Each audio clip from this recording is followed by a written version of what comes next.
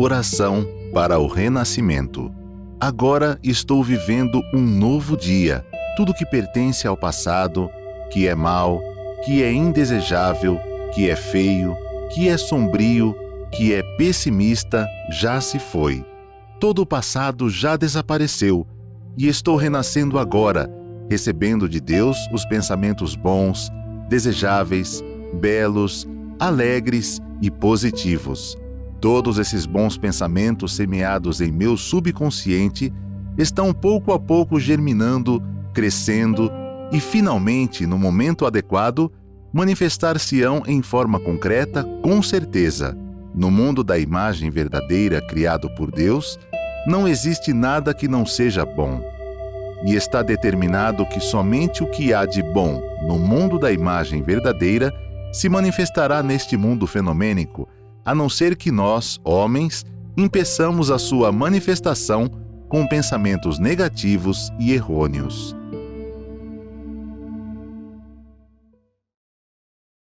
Olá, muito obrigada, muito obrigada. Me chamo Maria Dalvaneide de Oliveira Araújo, sou preletora da Setionoê, aqui da Regional Pernambuco-Recife, e tenho imensa gratidão, né, por estar aqui conversando hoje sobre um tema tão instigante que é educar para a paz. Vamos criar espaço para diálogo?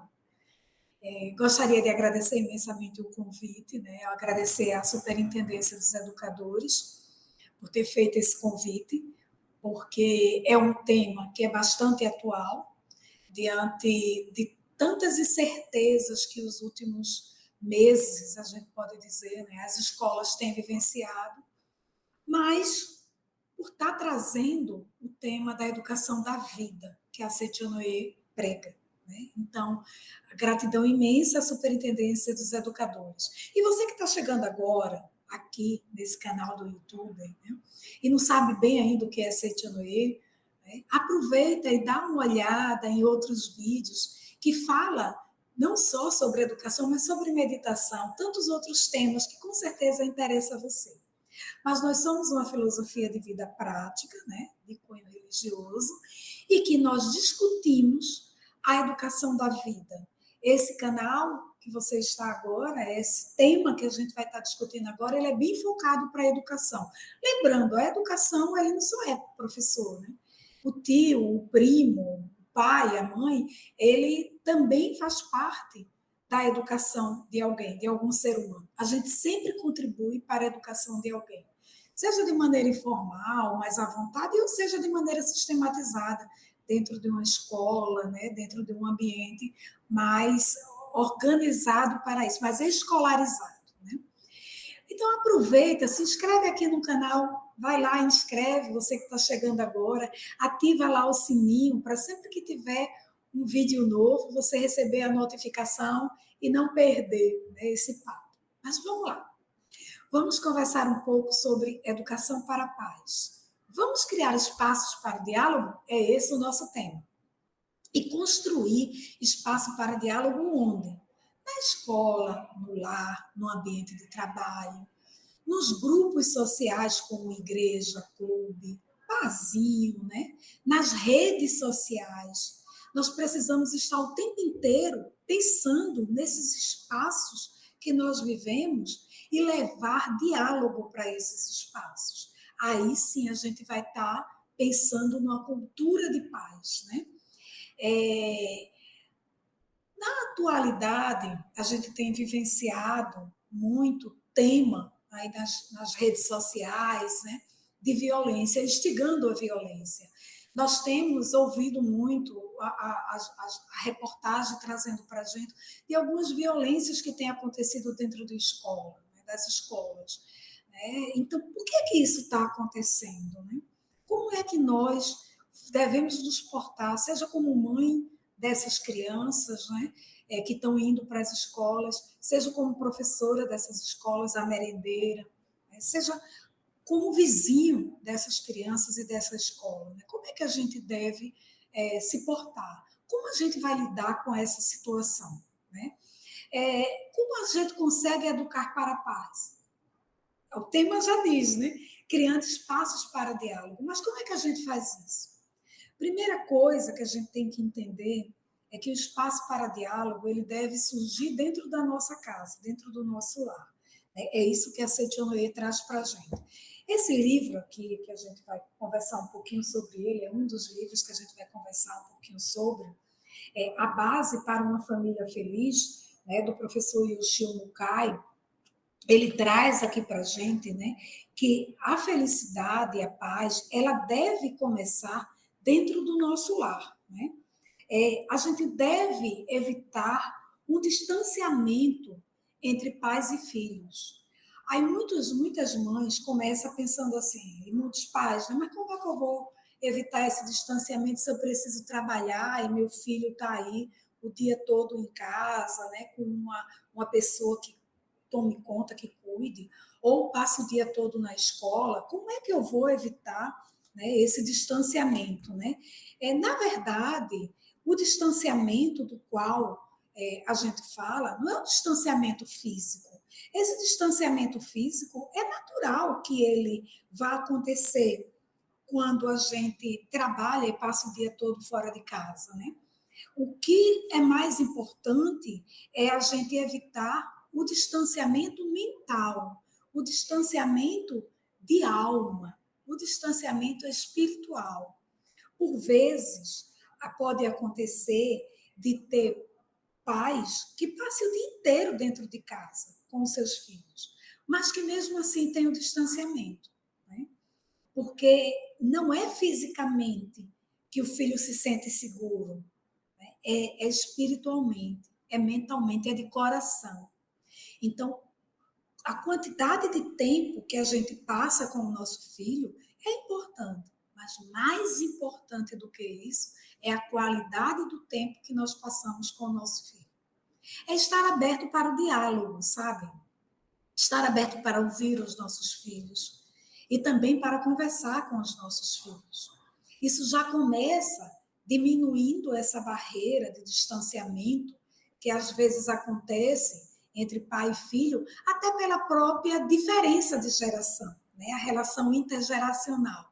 Né? Às vezes nós pais fazemos assim, na minha época, nós estamos, a minha época é agora, é aqui. Nós estamos vivendo essa época. E é essa época que nossos filhos estão indo para as escolas, que estão convivendo dentro de ambientes sociais. E é essa época que a gente tem que viver, né?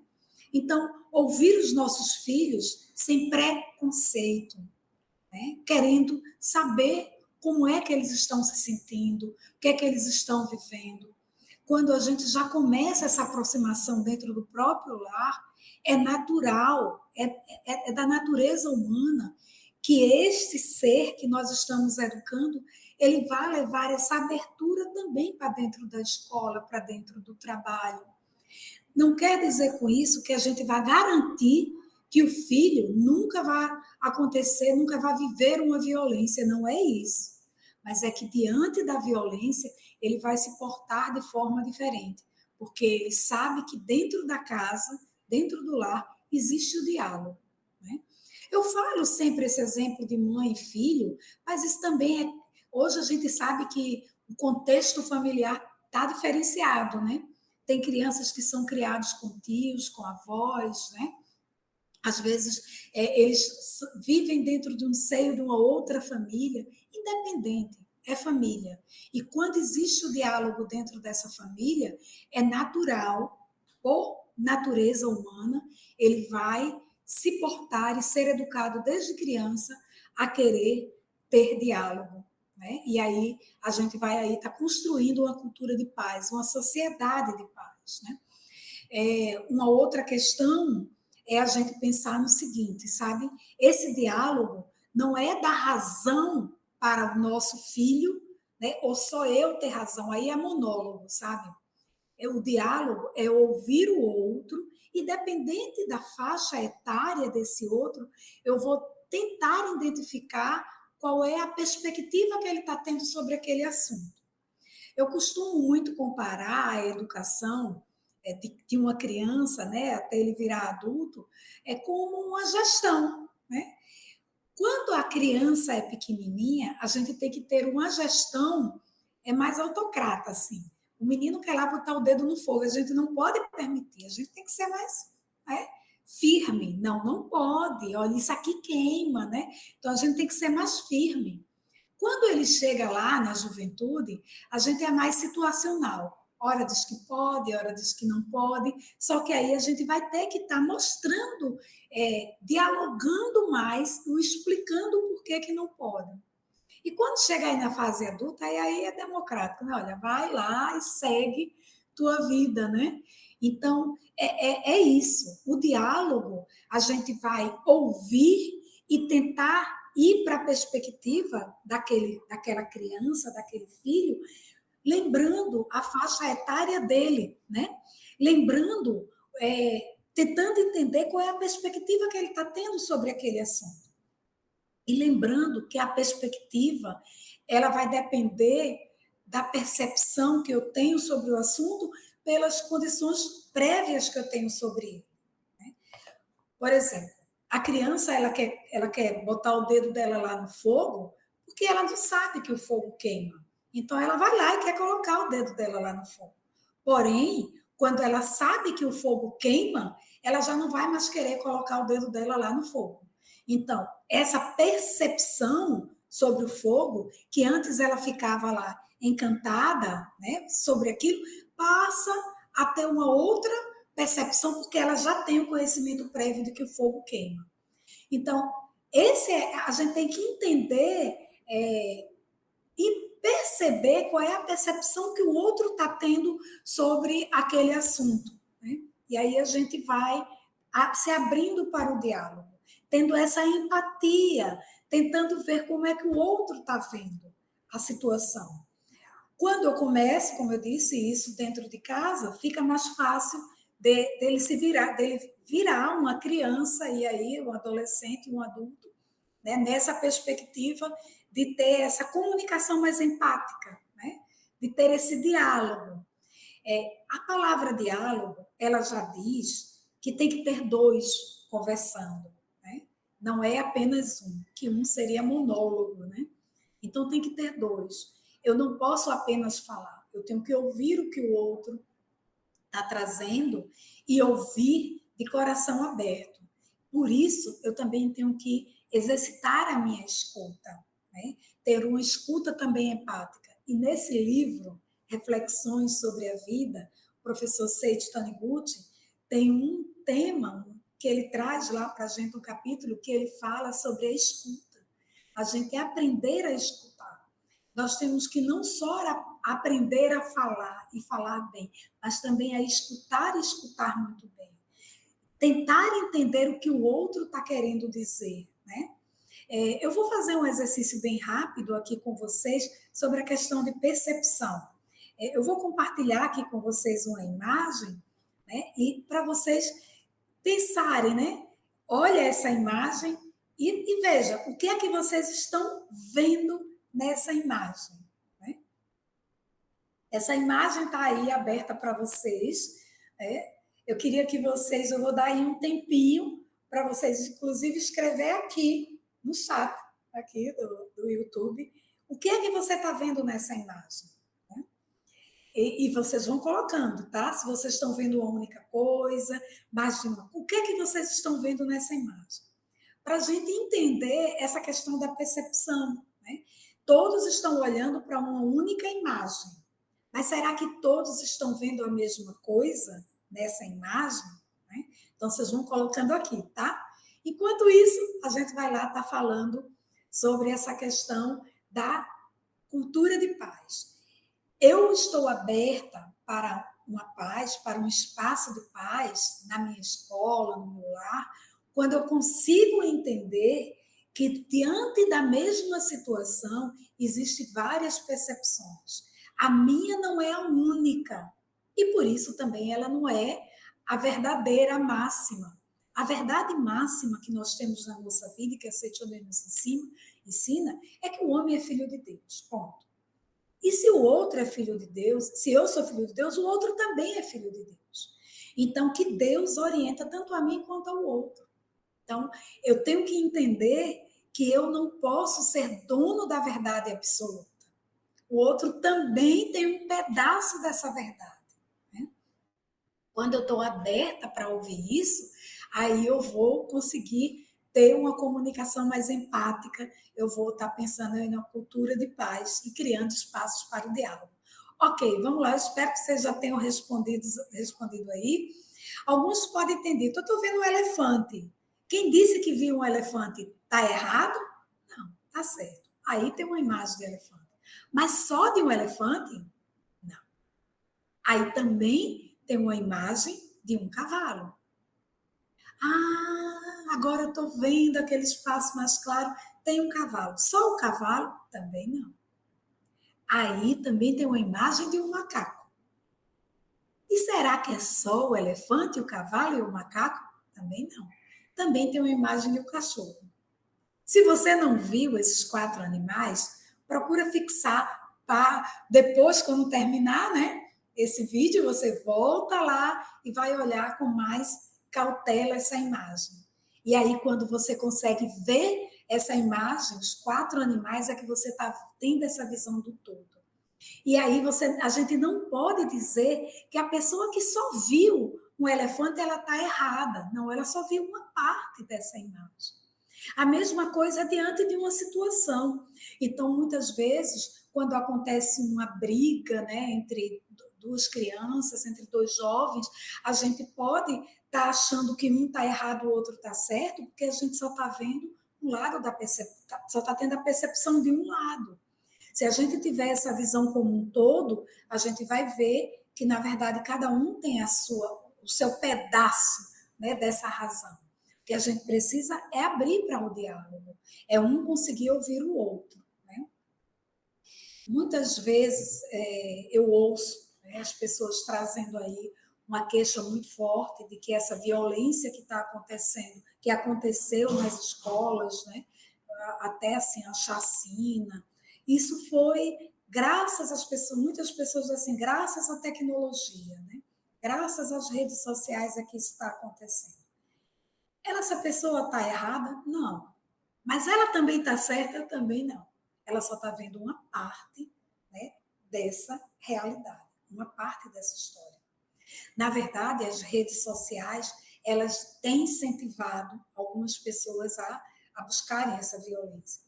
Porque a gente sabe que existe uma coisa chamada algoritmo, né, nas redes sociais, que nada mais é do que um robô que fica por trás das redes sociais, tentando identificar aquilo que a gente gosta. Veja que coisa, tenta identificar aquilo que a gente gosta, aquilo que a gente quer, para poder trazer ofertar para a gente esses produtos, né, esses serviços e esse papo, né, do que a gente está falando. E olha, não sou eu que eu digito, é o que eu falo. Né? E aí, às vezes, as pessoas podem estar aí muito para baixo, triste, depressiva, ou muito revoltada, e só basta ela falar isso junto de alguma plataforma que ela automaticamente joga o algoritmo, os robozinhos vai lá trazer para você pessoas que estão discutindo as mesmas coisas que você. Né? E aí, quando você menos espera, está dentro de um grupo que está aí todo mundo louco, querendo fazer uma chacina, querendo matar, e você vai, se deixa levar por aquele discurso, né, de ódio, e vai em frente e é a favor da arma, e quer matar, quer entrar numa escola e quer fazer. Porque isso, na verdade, são os robôs, né, que nos induzem e nos sequestra a nossa subjetividade. Na essência, todo ser humano é muito bom. Na essência, todo ser humano quer paz. Na essência, todo ser humano, ele quer o diálogo. Mas, às vezes, a gente se deixa levar por uma nuvem de fenômeno, né? Como se o que a gente está vivenciando aqui nesse mundo fenomênico fosse uma verdade absoluta. Então, a violência, a briga, isso é o que é real. A gente acha que aquilo que é isso que é real e que para a gente vencer tem que derrubar o outro. E quando a gente se vê, a gente está nesse emaranhado, né, de informações. Mas isso A culpa disso é das redes sociais? É da nova tecnologia, que não é mais nova? Não, não é. As redes sociais, a tecnologia são apenas instrumentos, são apenas ferramentas, né? Eu sempre digo que quando alguém morre de uma facada, de um assassinato por uma facada, a culpa nunca é da faca, é de quem faz uso da faca. Então, na verdade, a culpa não é das redes sociais, não é da tecnologia, é de quem faz uso dela. Aí você pode dizer, Vanessa, mas tem muita gente que está aí utilizando, fazendo esse instrumento chamado redes sociais para conseguir contaminar muitas pessoas a violência, né, a levar essa violência para dentro da escola. Sim. E como é que eu consigo, então, interromper isso? Gente, é a gente voltar para a subjetividade do sujeito, de nós, seres humanos. Qual é a nossa subjetividade? Nós somos filhos de Deus. Nós fomos feitos por amor, para amor e pelo amor. O que nos dá felicidade nessa vida é o amor. Por mais que uma pessoa pense que pegar uma arma, entrar dentro de uma escola, né, e atacar as pessoas, isso vai fazer bem para ele, não é verdade. O que vai fazer bem é quando ele consegue cumprir o seu propósito de vida. E qual é o propósito de vida do ser humano? É amar. Né? Então, se a gente está aí dentro de uma escola com medo, como lidar com esse medo, né? Que muitas vezes está aí assolando dentro da escola.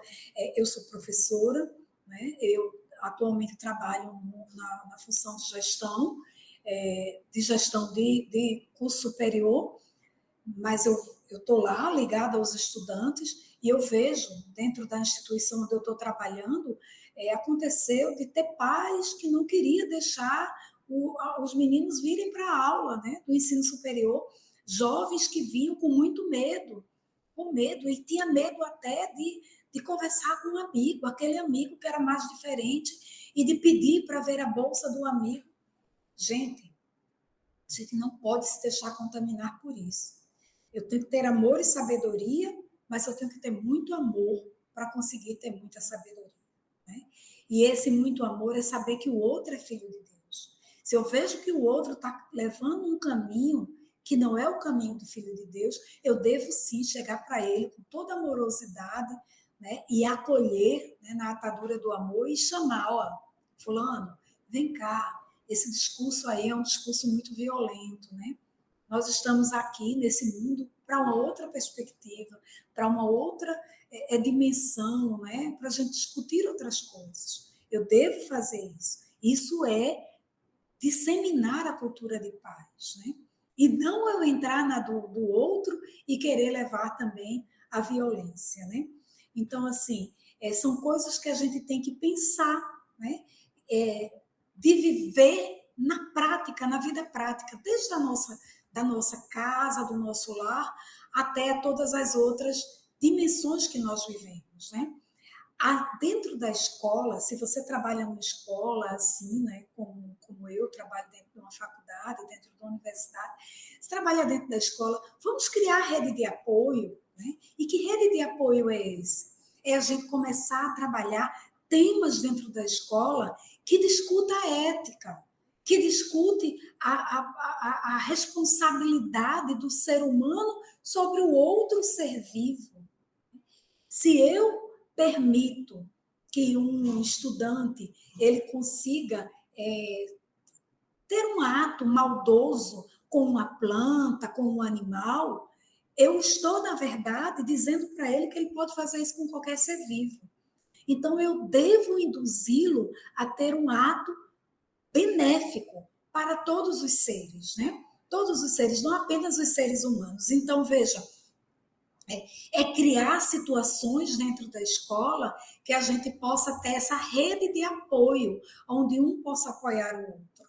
Eu tive uma experiência muito legal dentro de uma escola, alguns anos atrás, eu já trouxe essa experiência para aqui em outros vídeos, falando sobre educação, né, da vida, que era o seguinte, a gente foi trabalhar a temática do cuidar de si dentro de uma escola no município aqui do Agreste, do meu estado, do estado onde eu estou, o estado de Pernambuco, em que ela era considerada uma escola muito violenta, E eu, inclusive, quando cheguei na frente dessa escola pela primeira vez para discutir, né, a comunicação não violenta, quando eu cheguei, eu vi uma confusão na calçada da escola, que era um pai brigando com uma criança que tinha brigado com o filho dele. E aí sai a diretora para tentar resolver essa situação. Então, assim, a violência já estava na calçada da escola. E quando eu começo a ter essas rodas de conversa com os professores, e isso fazia parte de um projeto de extensão da Universidade Federal de Pernambuco, e os estudantes que estavam comigo, extensionista, tinham essa conversa, essa mesma oficina, essa mesma roda de conversa com os estudantes da escola, a gente foi identificando que, para eles, era comum falar um com o outro no grito, né? No grito. Então, é a gente começar a tentar identificar isso, sabe? É que como é que está sendo esse diálogo dentro da escola, né? E aí, se você não trabalhar na escola, leva isso para dentro de casa também, tá? Para o lar. É no grito. Quando eu grito com o outro, eu estou querendo que o outro me ouça, é porque eu estou achando que esse outro está distante de mim. Quando o outro está pertinho de mim, eu sinto o outro perto de mim, eu não grito, eu falo baixo. E quando é que eu sinto que o outro está perto de mim? Quando eu sinto o coração do outro perto de mim. Deixa eu só dar um exemplo. Casal de namorado, apaixonado. Ele cochicha um no ouvido do outro, porque ele sente os corações bem pertinhos, né? Casal de namorado, um par romântico, aqueles amigos assim bem, eles falam baixo, porque eles sentem o coração próximo. Se eu sinto o coração distante, aquele outro distante de mim, o coração do outro distante de mim, eu elevo minha voz, porque eu quero ser ouvida. Então, não adianta eu dizer, não grite. O que é que eu tenho que fazer? Ações que aproximem esses corações, né? Que faça com que esses corações estejam próximos.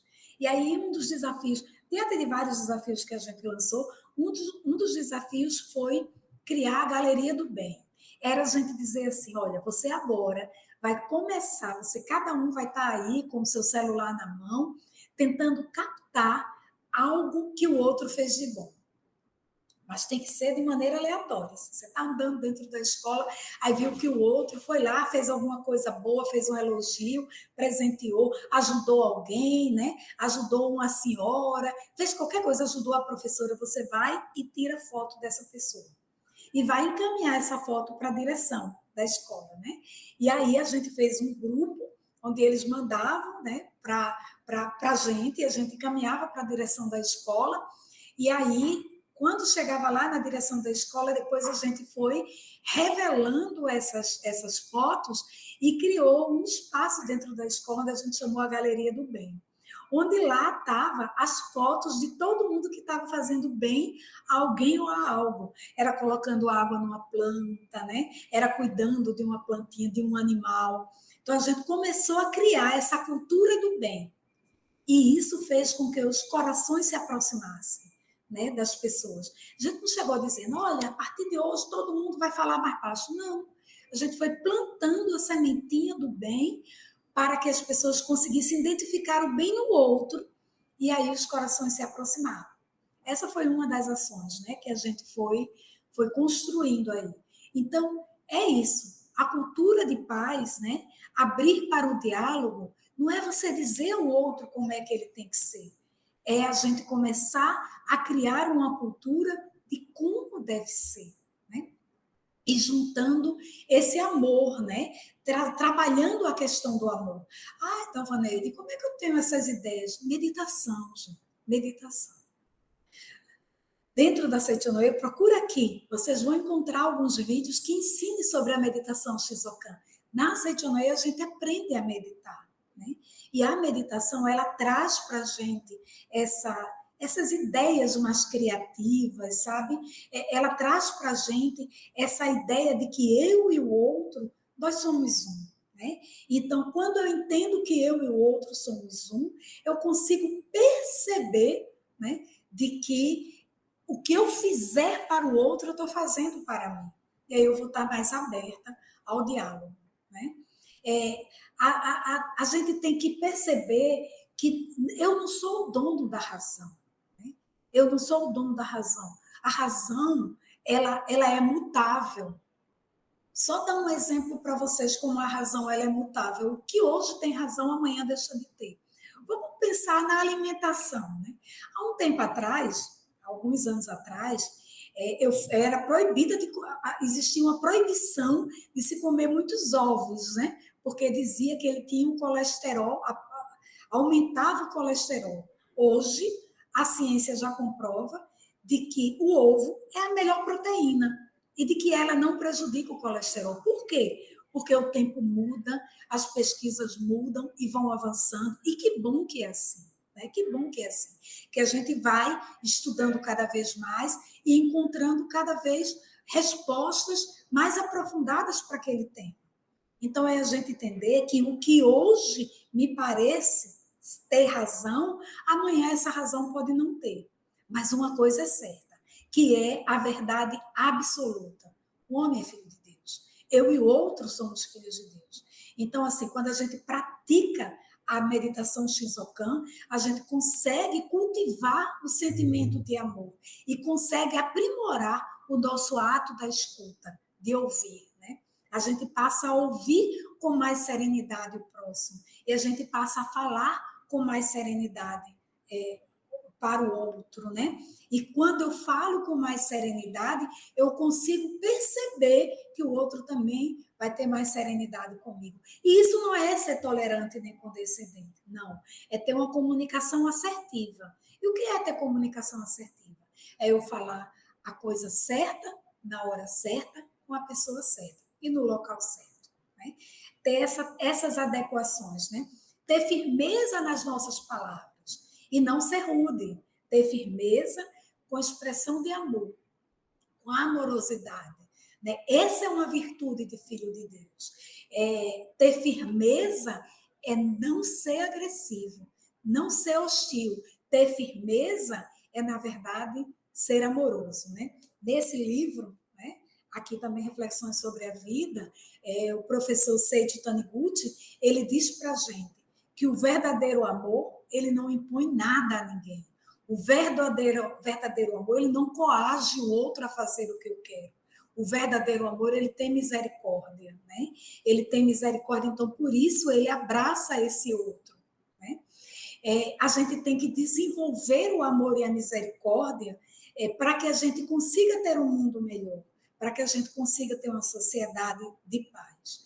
Por isso, a gente não deve provocar guerra. Por isso, a gente não deve disseminar discurso de ódio, e sim discurso de paz, né? Discurso de amor. O professor Seiichi Taniguchi também nos alerta para um outro fato, né?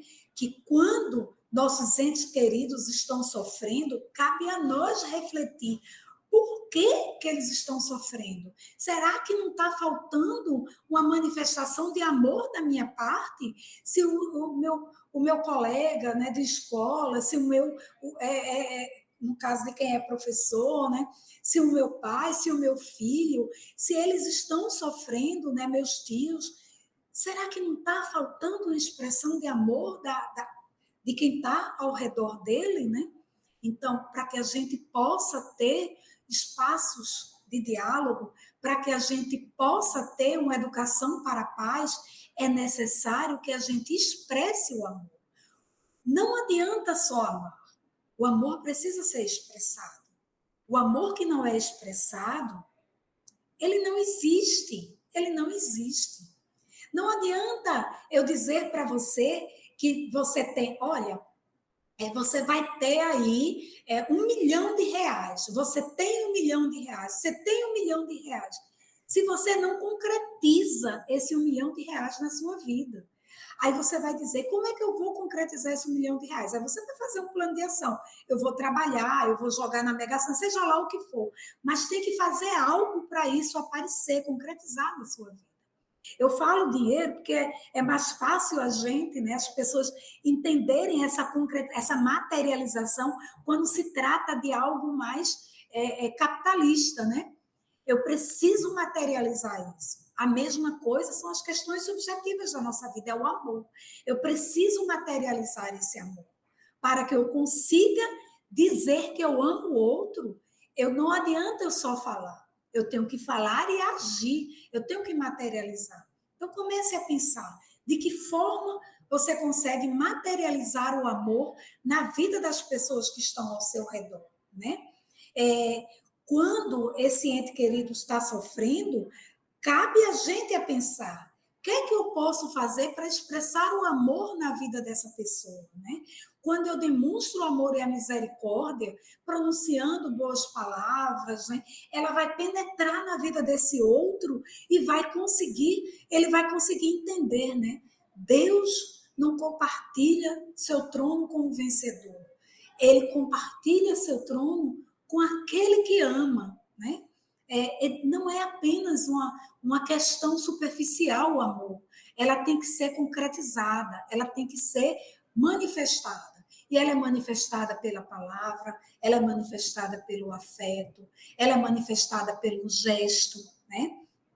Cabe a gente entender como é que é possível expressar as nossas opiniões de maneira firme, né? Tendo essa crença de que os nossos valores, eles não são os valores que devem prevalecer, não são aqueles valores que eu percebo, e sim os valores da vida, né, da vida humana e que da vida dos seres, né, dos seres que têm vida, da vida humana, da vida animal. E que valores são esses? É a ética, né, é o amor, né? Eu não posso, é o respeito, né? Eu não posso dizer que eu amo o outro se eu não respeito esse outro, se eu não respeito a vida desse outro, né? Então, é lembrar sempre, né, que amar é respeitar a vida do outro. Mesmo que a vida desse outro não seja compatível com aquilo que eu acredito, mas ele tem uma vida. E esse outro, tá, gente? É tudo, né? São os seres humanos, são os animais, né? É tudo que está ao nosso redor. Tudo é manifestação da vida de Deus. Tudo que está ao nosso redor é manifestação da vida de Deus. Então, dentro de uma escola, a gente deve criar uma rede de apoio, né, entre os professores, abrindo para o diálogo, fazendo com que os nossos estudantes sejam protagonistas disso, dessa rede de apoio, fazendo com que eles vá buscar, pesquisar coisas que falem do bem, que falem do amor, né? E aí ele ter essa comunicação mais empática, né? Não disseminar aquilo que está trazendo de forma negativa, sabe? É não disseminar isso, não disseminar a violência. Ao contrário, né? É trazer cada vez mais temas que falem do cuidar do outro, do cuidar de si, do cuidar do outro, né? Do cuidar para a paz. Mais um livro que eu vou trazendo para vocês aqui. Esse livro, A Verdade da Vida, é de uma coleção que tem 40 volumes, né? E aqui o volume 14, ele traz a questão da ética e da educação. E essa ética, qual é a ética? O que a Seichonoye fala sobre ética? Que ética é essa da Seichonoye? A ética da Seichonoye é a ética da vida. É a gente defender tudo que seja para preservar a vida, a minha vida e a do outro, né? E não que leve a matar ou acabar com a vida. Palavras que vá denegrir a imagem do outro, palavras que vá denegrir, a faltar com respeito para o outro, isso não é ético, né? Isso não é ética. Ética é tudo aquilo que faz com que a vida prevaleça. Então, quando eu penso em ter um diálogo, né, um espaço de diálogo dentro de uma escola, dentro do lar, eu tenho que respeitar a vida do outro. A vida do outro pode não ser a vida que eu acho que ela deveria levar, mas é a vida dela. Então, eu tenho que ter esse respeito, né? Caminhando mais um pouco, né, dentro desse tema, pensando como é que a gente consegue manifestar esse amor e essa misericórdia, né, dentro das nossas vidas e da vida do outro, né, pensando como é que eu vou fazer uma coisa dessa, né? Eu tenho uma vida tão corrida, eu vivo dentro do meu trabalho, é sempre tudo tão competitivo, o tempo é sempre tão... Como é que eu consigo? Palavras amorosas. Palavras amorosas. É eu falar o que tem que ser falado, mesmo que seja para chamar a atenção do meu colega, do meu estudante, do meu filho, do meu sobrinho, para algo que ele esteja fazendo que não é legal, né? Mesmo que seja para chamar a atenção, mas de maneira amorosa. Palavras amorosas. Palavras amorosas que faz com que a gente manifeste o amor e a misericórdia, né? E aí a gente chega para o outro e diz assim, olha, às vezes está lá uma criança, né, sendo bem violenta com outra, você tira ela lá daquele espaço, tenta acalmar ela, chegar para ela e dizer, olha, você é um filho de Deus, você é uma pessoa que tem tudo, tudo, tudo de bom que Deus colocou nesse mundo. Você é uma pessoa que é capaz de fazer tudo de bom para o outro. Aquilo que você estava fazendo não condiz com você. Aquela violência, ela não é sua. Né? O que parte de você é a amorosidade. Né? É isso que parte de você. Então, quando você começa a dizer isso, você está afirmando para aquela criança que ela é uma pessoa boa, que ela tem amorosidade no seu coração. Agora, claro, isso não é um milagre que você fala uma vez e a criança muda. Isso tem que ter a persistência, né? Você tem que ter a persistência, você tem que estar falando isso sempre, até que ela vá colocando aquilo no subconsciente e vá entendendo que ela é uma pessoa amorosa, que ela não é uma pessoa violenta, né? Às vezes, o contexto social onde essa criança vive também é um contexto violento. E aí você só tem aquele tempinho na escola para poder mostrar que existe uma outra realidade. Mas é esse nosso papel, é mostrar que existe uma outra realidade. É mostrar para ela que é possível ela viver sem gritar, que é possível ela viver sem bater, que existe uma outra forma de vida. E aí, dentro dela, lá na essência, aquela essência de filho de Deus, vai gritar e vai dizer, esse é o caminho correto, é o caminho que você está vivenciando dentro da escola, né? Que é o caminho da paz, que é o caminho do diálogo. Então, olha, quem trabalha na escola, procura uma rede de apoio, um apoiando o outro, constrói aí, eu dei a ideia da galeria do bem, mas pensa aí, vamos fazer meditação junto, né? Traz a meditação para dentro da escola. Meu esposo, o preletor João Ricardo, né, João Ricardo de Araújo, daqui também da Regional Pernambuco Recife, ele é professor. E aí ele traz uma prática bem interessante para os estudantes dele. Ele é professor de ensino fundamental anos iniciais, né, o 5º ano, é o último ano. E ele traz uma prática que é bem interessante, que é a prática da meditação.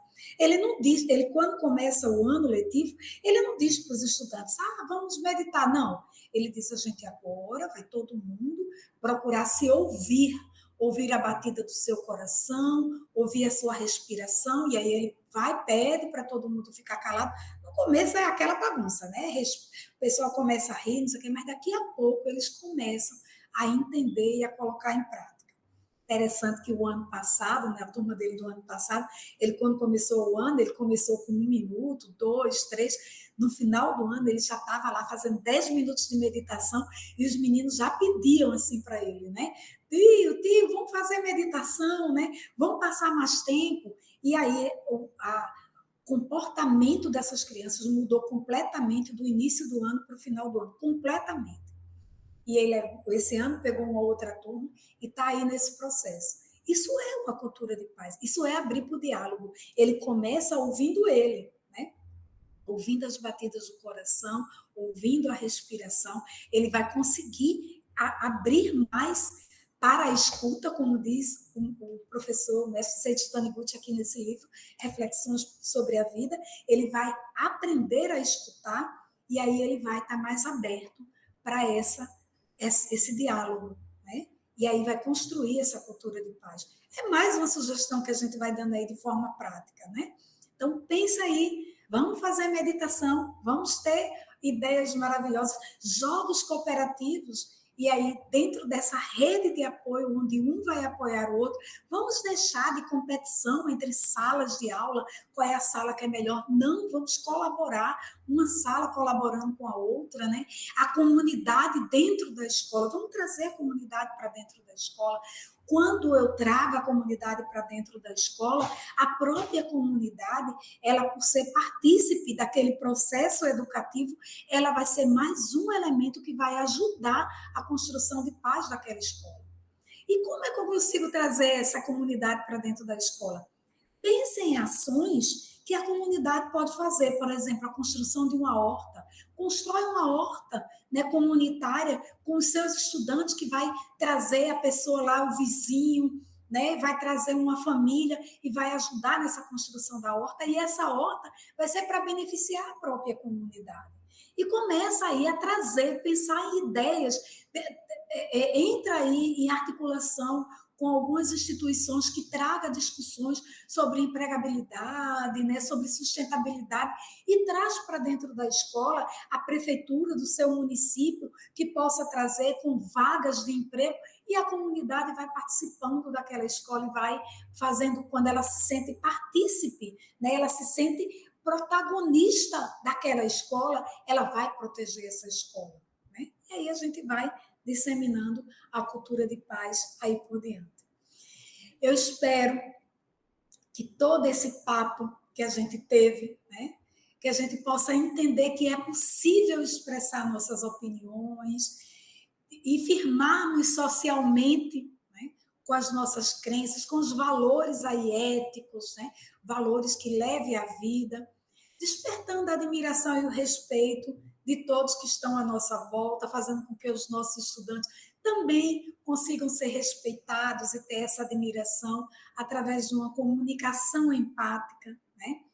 E que a gente possa aprender por meio da meditação Shinzokan, procura aqui, né, os vídeos que ensina, a partir das leituras de livros da Seicho Noye, né? Procura aí todos esses livros que eu dei, vai lá na livraria virtual e vai ver muitos livros que vai nos ajudar, né, a manifestar cada vez mais esse amor, essa misericórdia em nossas vidas e difundir por meio de palavras amorosas a cultura de paz, né? E conseguir construir, né, esse espaço de diálogo, não só dentro da nossa escola, como dentro do nosso lar, dentro do nosso trabalho e nos grupos sociais. Isso é educar para a paz, começando se reeducando e educar todas as nossas crianças. Muito obrigada por essa oportunidade, né? E nos encontramos aí nesses vídeos da vida, e quem sabe presencialmente nas associações locais. Procure a regional da sua localidade para participar também das reuniões presenciais. E aí a gente poder construir essa cultura de paz. Muito obrigada.